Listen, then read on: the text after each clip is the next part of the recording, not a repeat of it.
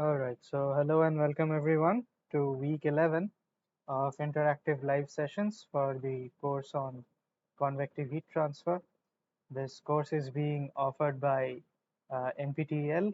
It's being instructed by Professor Amaresh Dalal from the Department of Mechanical Engineering at IIT Guwahati.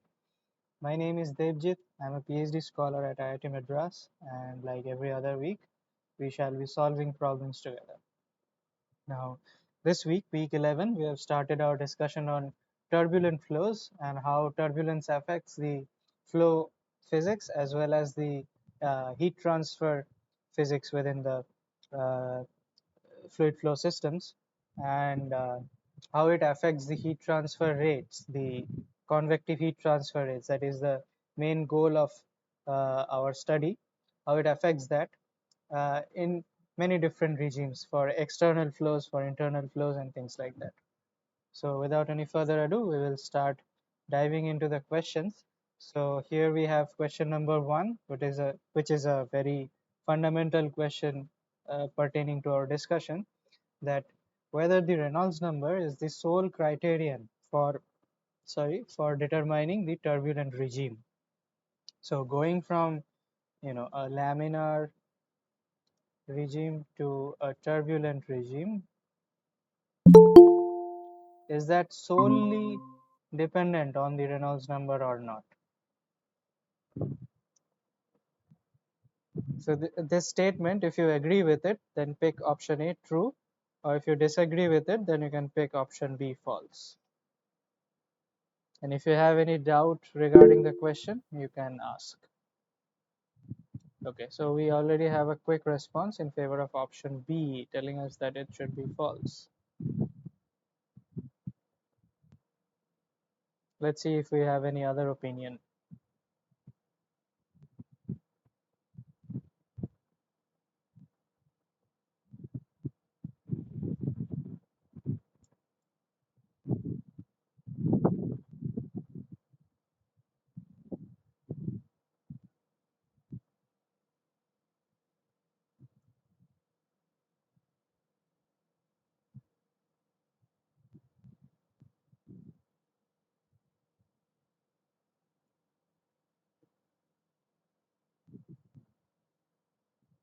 Okay, so we will have a look at the solution, and indeed it is false. Why is that? So someone selected that it was false. So why do you think it is false? What should be the criterion for determining the turbulent regime? Or why is it not that Reynolds number is the sole criterion? Yeah, any guesses?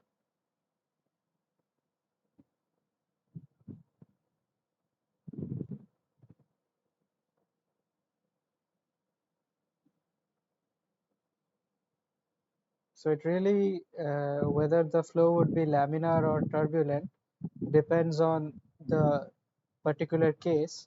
So let's say if we have a boundary layer flow like this, then it becomes turbulent only when Reynolds number is much greater than 10 to the power 5.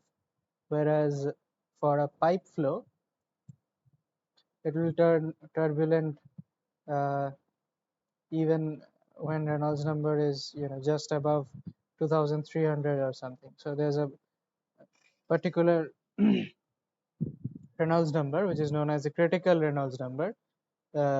Once we exceed that, so then there's a high chance that the flow will shift from the laminar regime to the turbulent regime.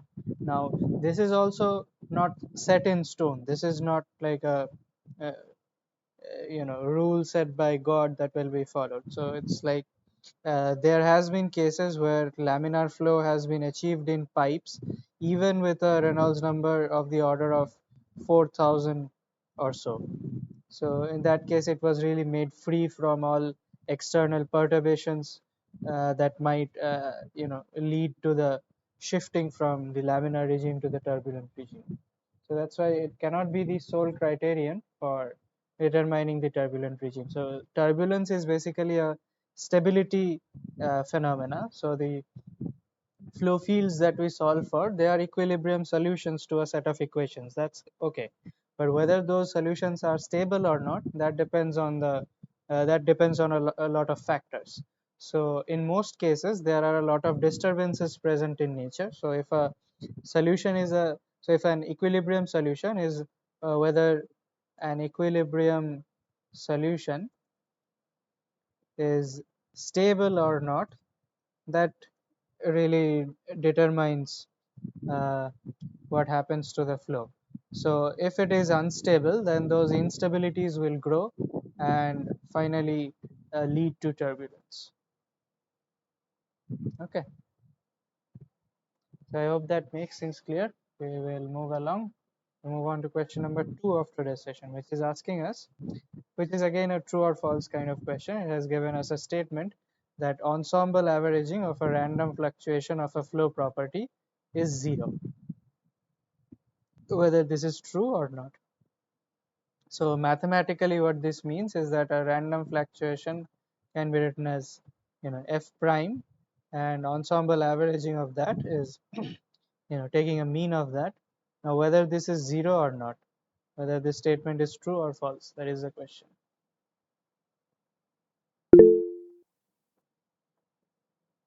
So we have a response telling that it should be true. Let's have a look at the solution. Okay, this page is problematic. Okay, so we will go back here, and indeed true is the correct answer. So we did this. So any fluctuation, the bar of any fluctuation is basically telling us that it should be 1 by tau, 0 to tau, f prime of d tau, and as it turns out, this becomes 0. So this is true. Okay, very simple stuff. We will keep moving along. We will move on to question number 3 now, which is asking us that for an isotropic homogeneous turbulent flow, if phi is the flow property, phi prime is the mean value of the flow property, and phi bar is the mean value of the flow property, and phi prime is the superimposed random fluctuation, which relation is correct? So the spelling of fluctuation here is wrong. Fluctuation. Which relation is correct? Is it option A, phi equal to phi bar minus phi prime? Option B, phi equal to phi bar plus phi prime? Is it option C, phi equal to phi bar multiplied by phi prime? Or is it option D, phi should be equal to phi bar divided by phi prime?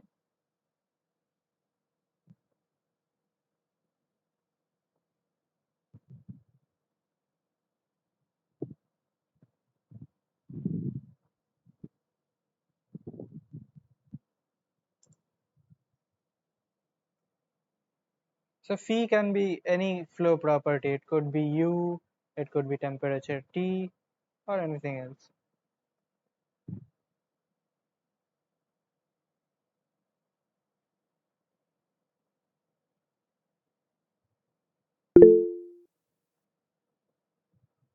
So while doing, okay, we have a response in favor of option B.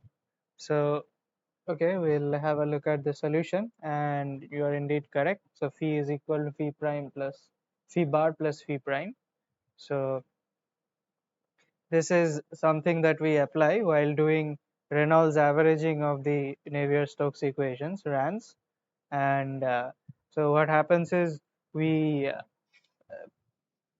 put any flow property, let's say U, V, and other flow properties like let's say P, which is equal to a P bar plus P prime, into our governing equations, which are the continuity equation and the uh, momentum conservation equations.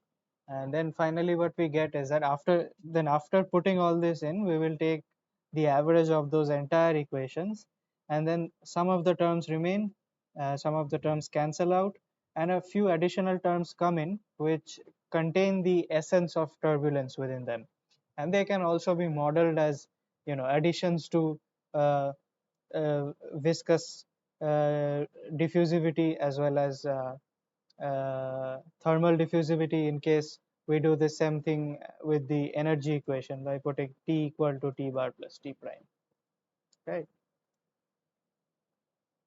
So over here option B is correct. This is how we deal with dividing any flow property into its mean value plus a fluctuation term, which can be taken average of. Okay. Any questions on this?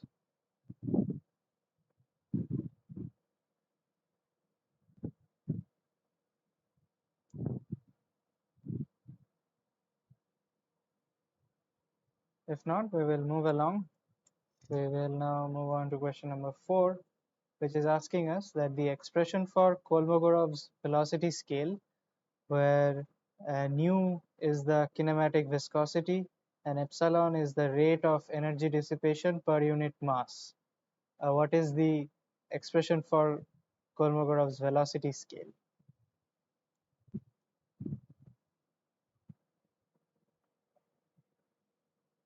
Is it option A, nu into epsilon to the power half, option B, nu by epsilon to the power half, or option C, nu epsilon to the power 1/4, or option D, nu squared by epsilon to the power 1/4?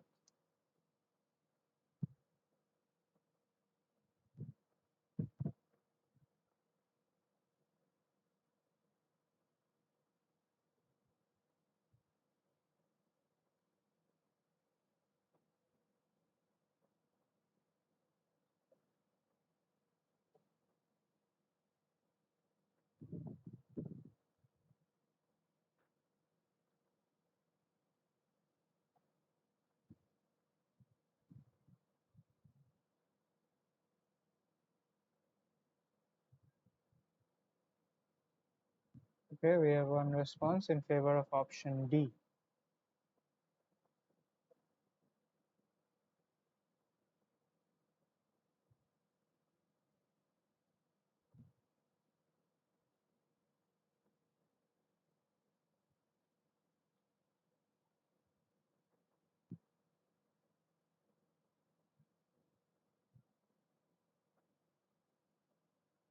So let's have a look at the solution, and the solution is actually option C.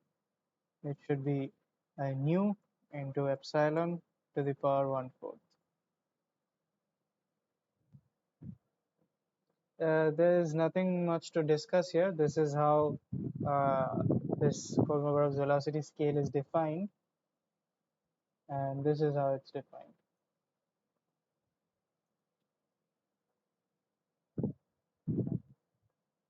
Okay.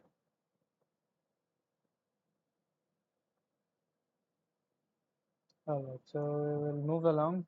We'll move along to question number 5 now. So according to Prandtl's mixing layer theory, what is turbulent eddy viscosity nu T given by? Is it option A, nu T equal to kappa into y square into the modulus of dou u bar dou y?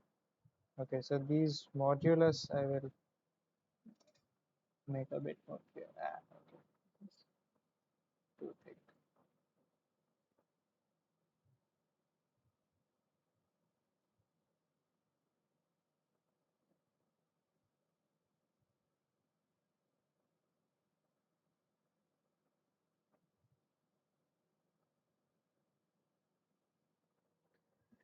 Okay, so is it option A, kappa y square into the modulus of dou u bar dou y? Is it option B, kappa y into dou u bar dou y? Is it option C, kappa square y square into modulus of dou 2 u bar dou y squared? Or is it option D, nu T is equal to kappa square y square into modulus of dou u bar dou y?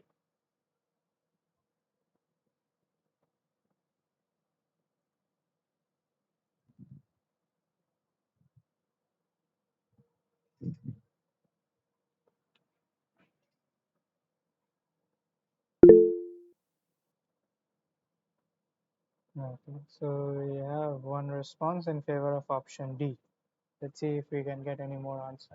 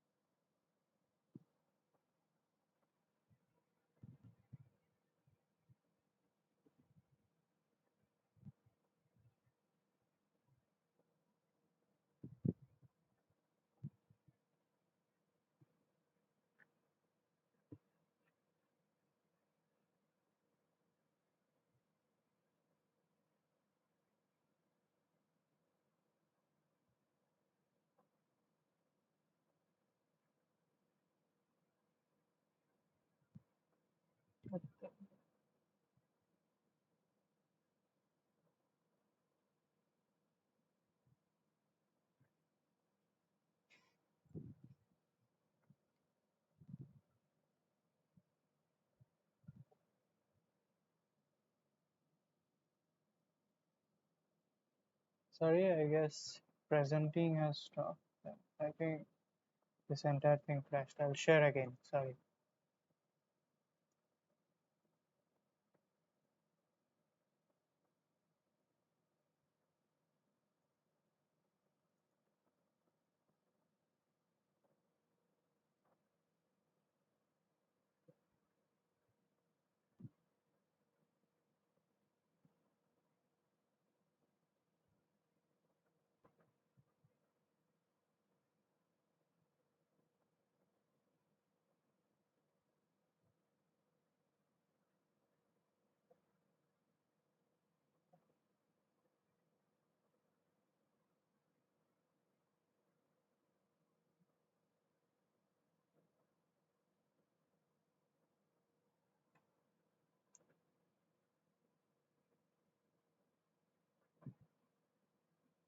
Okay. So let's have a look at the solution. The solution is actually option D. So how we arrive there is uh, Prandtl's mixing length theory that actually tells us that these fluctuation quantities u prime as well as v prime, they are actually proportional to some length L, which is the mixing length.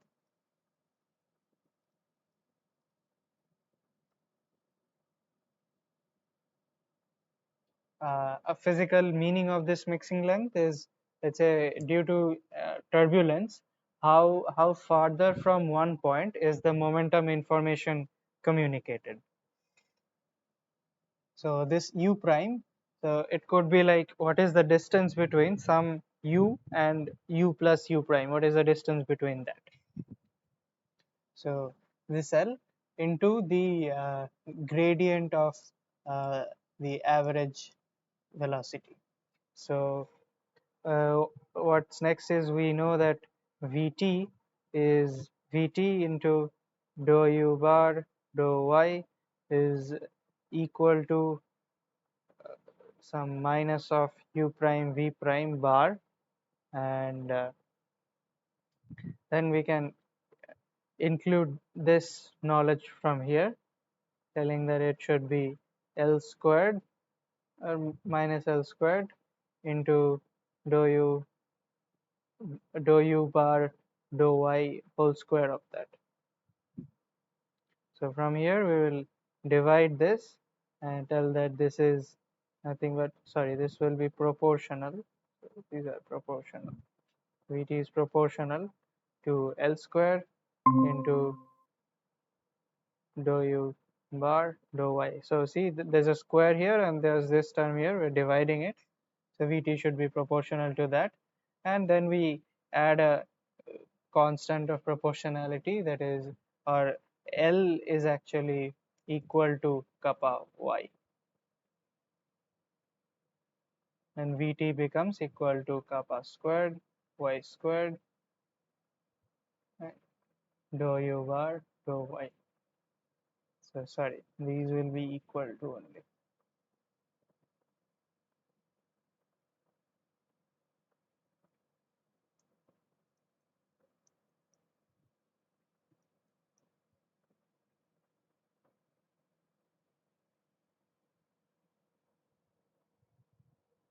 Okay. Any questions on this?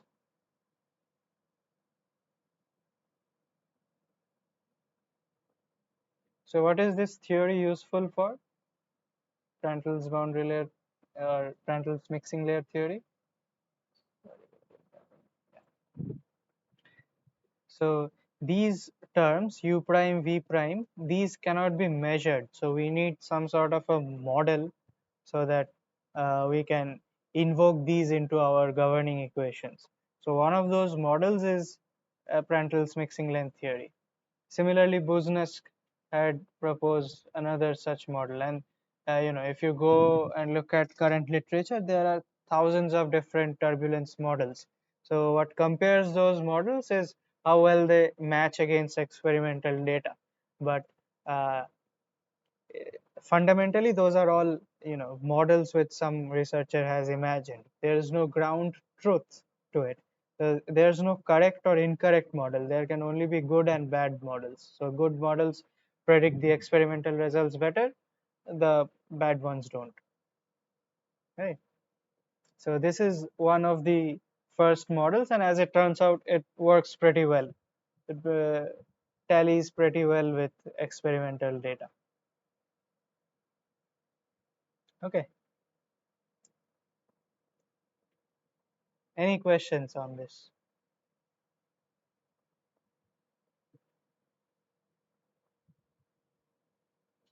So if there are no questions, we will keep rolling. We will move on to question number 6.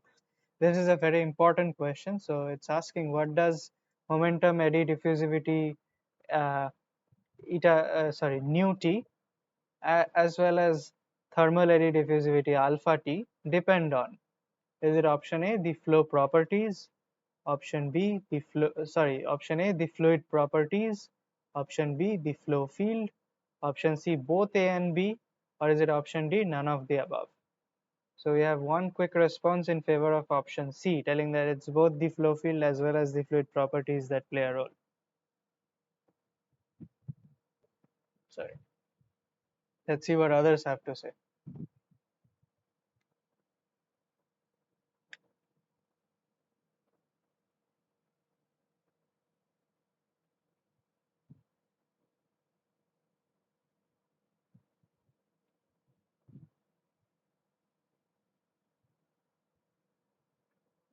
We have another response telling that it should be only option B, the flow field, and not the fluid properties.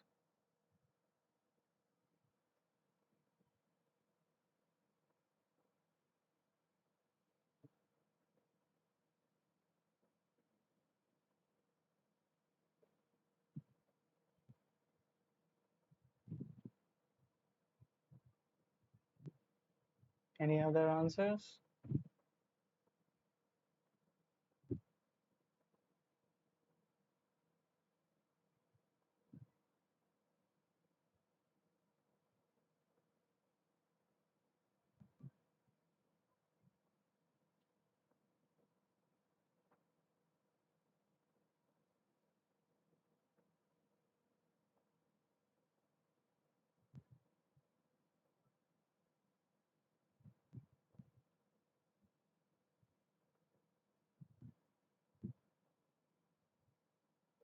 Okay, so let's have a look at the solution, and it is actually correct. So option B is the correct answer. It's only the flow field and not the fluid properties which determine the eddy diffusivity as well as, the uh, eddy viscosity as well as the eddy conductivity or thermal diffusivity.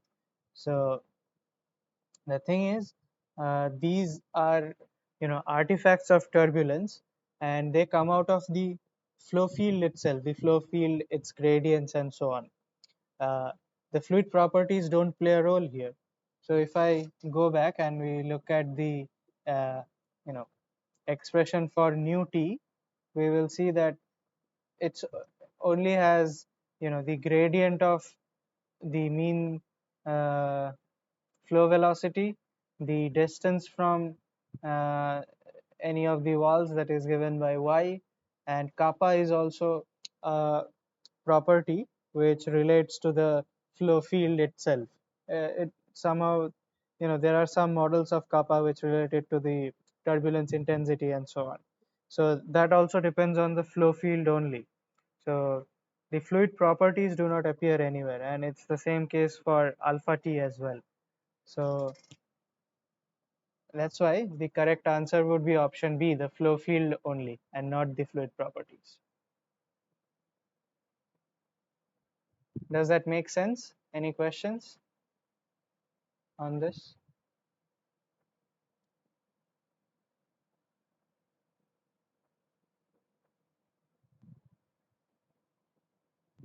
So this is like an additional momentum diffusivity and an additional thermal diffusivity, which comes due to, random motion created by turbulence.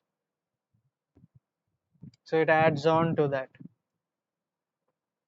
So momentum would have diffused even in a laminar flow like this, but due to turbulence, this uh, uh, diffusivity is increased, is added due to mixing.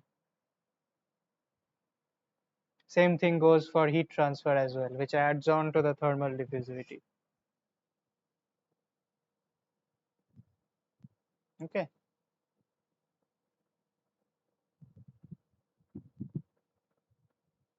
All right. So we will move on to last question of today's session. This is an interesting one. So for pipe flow, I have basically four lengths over here: L1, L2, L3, and L4. And these are all entrance lengths. So L1 is the hydrodynamic entrance length for laminar flow. So this is for laminar, I'll call this L, and it's the hydrodynamic entrance length. So it depends on mu, right? Or momentum diffusivity, I'll write over here like this. So L2 is the thermal entrance length for laminar flow. So this is again for laminar flow L, and it's a thermal entrance length, so I'm writing alpha. And L3 and L4 are corresponding things for turbulent flow. So L3 is the hydrodynamic entrance length for turbulent flow. So I'll write T for turbulent and nu for hydrodynamic. Sorry. And what's happening? And nu for hydrodynamic. Similarly for L4, I will write L4 is the thermal entrance length for turbulent flow. So this is, I'll write T for turbulent and then alpha for uh, thermal entrance length. And another thing that is told is that the Prandtl number is much less than 1. So Prandtl number is much less than 1. So if these are the information given to you, you have to pick the correct option. So here the order based on the magnitudes of L1, L2, L3 and L4 are given. So which would be the correct case? Is it option A, L1 less than L2 less than L3 less than L4? Is it option B, L4 less than L3 less than L2 less than L1? Option C, L1 less than L3 less than L2 less than L4? Or is it option D, L4 less than L2 less than L3 less than L1? So there's no hurry, take your time, try to figure this out.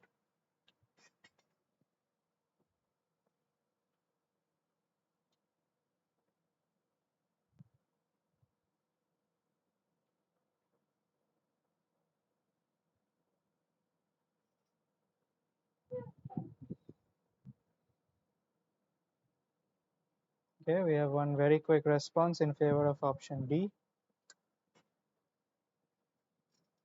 If you can explain your logic, then you're welcome to do so.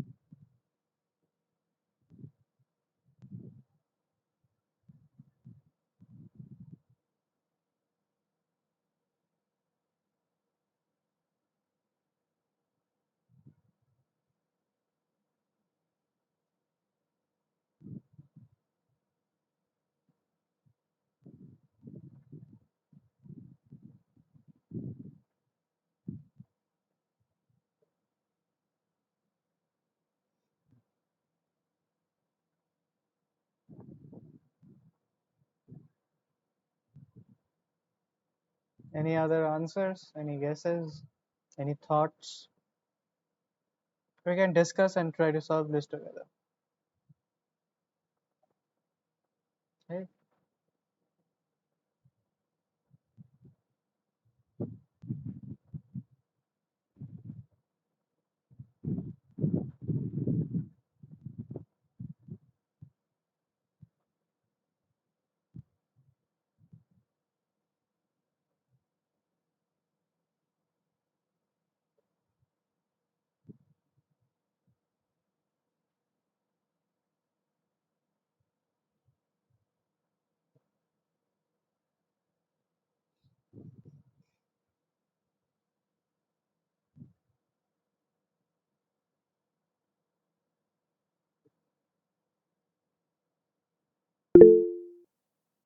Okay, we have one response in favor of option C.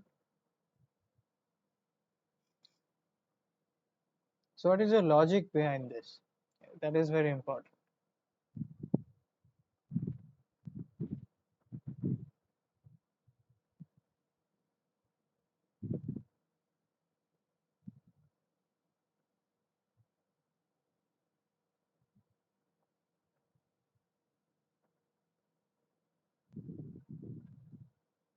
If you care to explain the logic behind this, you can either type it in the chat box, and it would be much better if you can unmute and answer. Both of you.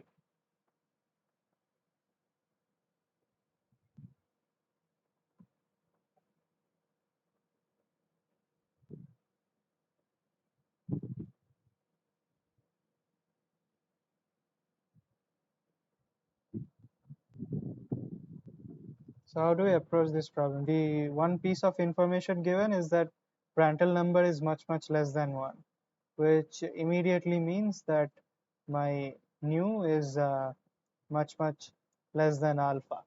So this means that my hydrodynamic entry length would be much less than my thermal entry length. So what are my two hydrodynamic entry lengths? L1 and L2, right? So L1 and L2, these would immediately be much less than both L3 and L4. And sorry, L1 and L3 are the hydrodynamic entry lengths, and the thermal entry lengths are L2 and L4.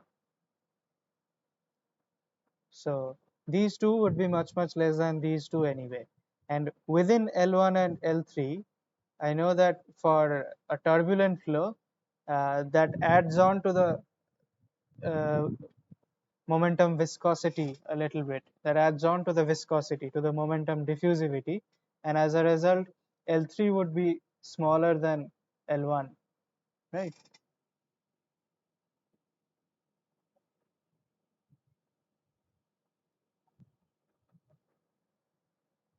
And within these two, I know that L4 is the thermal entry length.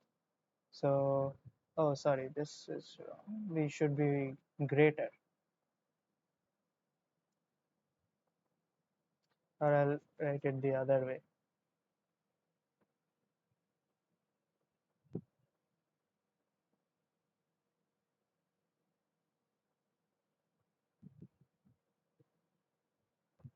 Yeah.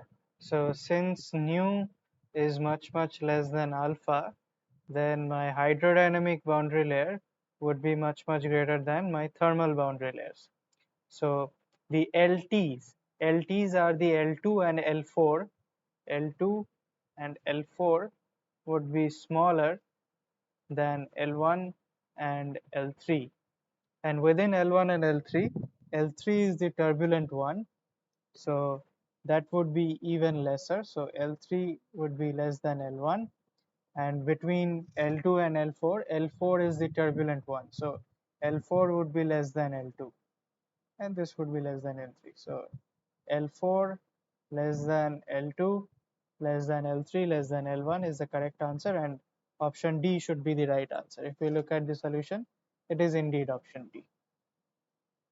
So that's the logic I took to arrive there. Is that clear? Does my logic make sense? Yes, sir. Okay. Any questions on this or anything related to turbulence? So this was the last question from my side. From your side, if you have any questions, please shoot away.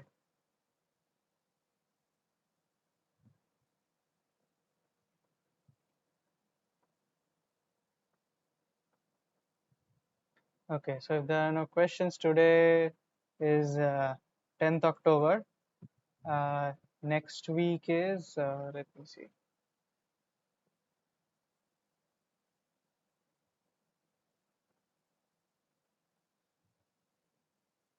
So next week is 17th. We will have uh, week 12, that is our last week's lectures then on boiling, condensation and phase change. Then on 24th October, that is on Dashera, we will have a revision class on everything altogether. And if you have any doubts, we can clear them on that day. Then on 28th, I guess you have your exam. Right.